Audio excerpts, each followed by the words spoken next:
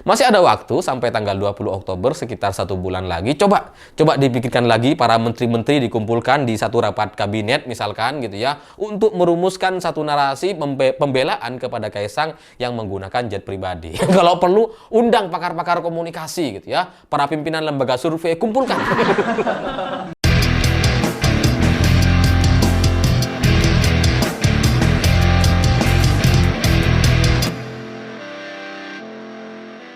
Selamat malam semuanya. Setelah isu jet pribadi dibahas dan dihujat oleh banyak orang, bahkan dari panggung ke panggung para seniman gitu ya, tanpa sedikit pun pembelaan dari keluarga ataupun relawan Pak Jokowi, hari ini akhirnya pembelaan itu muncul dari Menteri Komunikasi dan Informatika atau Menkominfo. Itu kan artinya selama ini dia itu mikirin gitu, gimana ya cara counternya ini ya, gitu ya. Gimana cara membahas atau menjawab soal isu jet pribadi. Itu kan kayaknya lama sekali gitu. Isu jet pribadi ini kan sudah 3 minggu yang lalu memang terus dibahas sama netizen dan masyarakat, karena juga direspon sama KPK gitu ya. Tapi 3 minggu ini kan waktu yang sangat lama bagi seorang menteri Menkominfo untuk memikirkan satu narasi untuk menjawab isu jet pribadi. Lama gitu.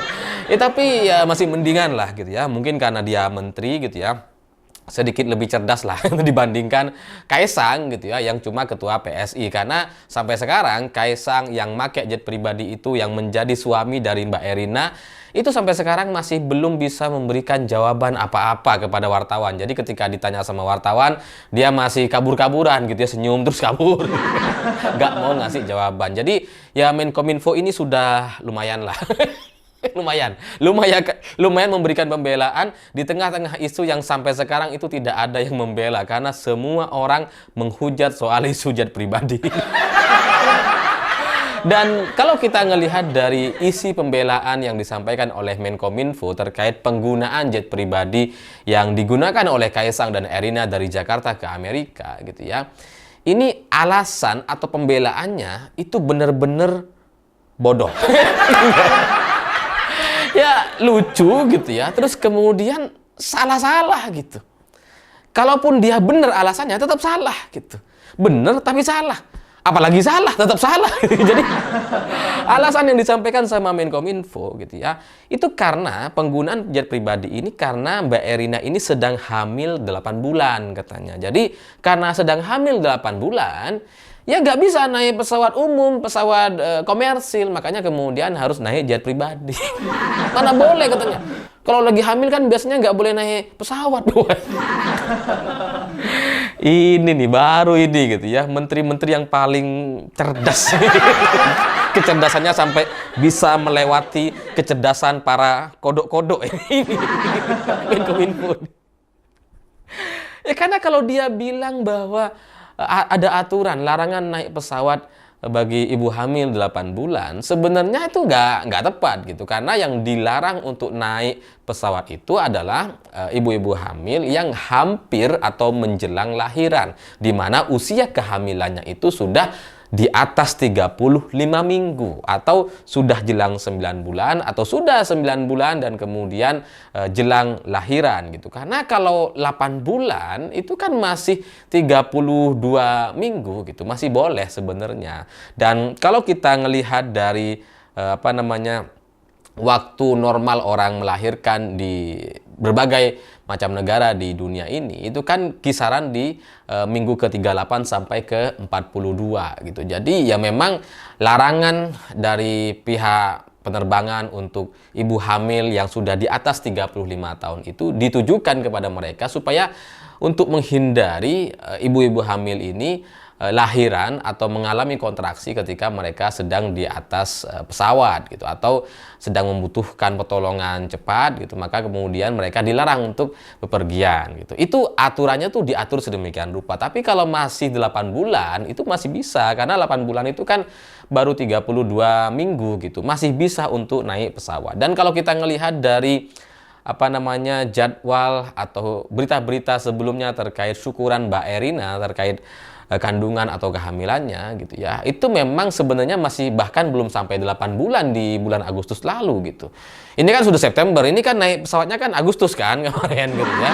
Itu bahkan belum sampai 8 bulan kalau kita berdasarkan penghitungan yang ada di media. Karena pada tanggal 19 Mei itu mereka melaksanakan syukuran ke 4 bulan. Jadi Mei, Juni, Juli, Agustus. Ya masih sekitar 7 tahun atau hampir 8 tahun. Jadi seharusnya untuk naik pesawat gitu ya, kalau dijadikan alasan seperti sekarang itu masih boleh-boleh saja seharusnya gitu ya.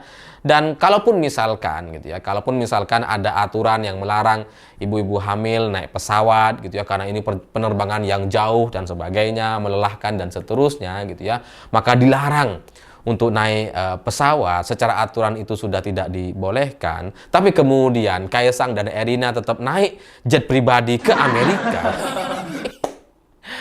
Ini pun salah gitu. Jadi ya Budiari atau Menkominfo gitu ya, dia mau memberikan pembelaan atas hitung-hitungan yang benar sekalipun dia beralasan karena nggak boleh naik pesawat komersil makanya kemudian naik pesawat jet pribadi.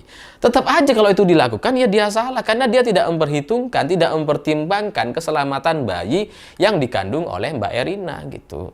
Udah tahu hamil besar, udah hampir lahiran, masih maksa naik pesawat. Karena nggak boleh naik pesawat komersil, pesawat umum, makanya naik pesawat pribadi, jet pribadi. Kan larangannya bukan soal pesawatnya, ini soal larangan terbangnya kan gitu kan. Seharusnya ya dihormati itu. Kalau sudah tahu hamil besar gitu ya, kenapa maksa kemudian naik jet pribadi? Jadi pembelaan dari Budiari, entah dengan hitungan atau entah dengan versi aturan-aturan yang tidak membolehkan, itu sama-sama salah kalau kemudian dilakukan gitu. Ini bukan soal aturan, bukan soal hanya sebatas larangan gitu, tapi kan untuk keselamatan pribadi mereka, untuk keselamatan Erina dan bayinya. Kalau sudah ada larangan seperti itu, kan harusnya ya mereka taati dong. Mereka hati-hati dong. Ya untuk kebaikan mereka sendiri kok itu. Tapi ini masih maksa naik jet pribadi. Itu kan udah salah. Naik jet pribadinya dipertanyakan karena gratifikasi. Kemudian maksa naik jet ketika hamil besar, itu juga salah. Salah semua. Yang satu salah kepada negara, satunya salah kepada dirinya sendiri, gitu kan, kepada dia dan bayinya. Jadi mau dilihat dari sisi manapun, pembelaan soal jet pribadi ini nggak akan masuk gitu. Dari sisi waktu ya, karena 8 bulan katanya aturan, padahal aturannya ada yang membolehkan gitu ya. Dari sisi kalaupun misalkan benar hitungannya memang ada yang tidak membolehkan untuk naik pesawat atau terbang di usia kehamilan 8 bulan misalkan karena perjalanan jauh, ya tetap aja kenapa maksa gitu. Udah tahu nggak boleh kok maksa malah naik jet pribadi. Jadi pembelaan yang disampaikan oleh Menkominfo yang seharusnya seorang menteri itu cerdas dan berwibawa gitu ya. Bagi saya pembelaan ini adalah pembelaan yang secara kegoblokannya itu sangat-sangat paripurna. Lengkap sempurna. Karena level pembelaannya itu kan dia ingin memberikan pembelaan gitu ya. Niat untuk menunjukkan bahwa Kaisang ini sudah melakukan yang terbaik dan sebagainya. Tapi justru untuk kelihatannya justru untuk menunjukkan kebodohan yang dilakukan oleh pihak Kaisang itu sendiri. Karena udah tahu ada larangan atau diberikan peringatan untuk tidak terbang, tapi maksa untuk nerbang, kan bodoh. Gitu. Bodoh. Apa kalau nggak bodoh gitu?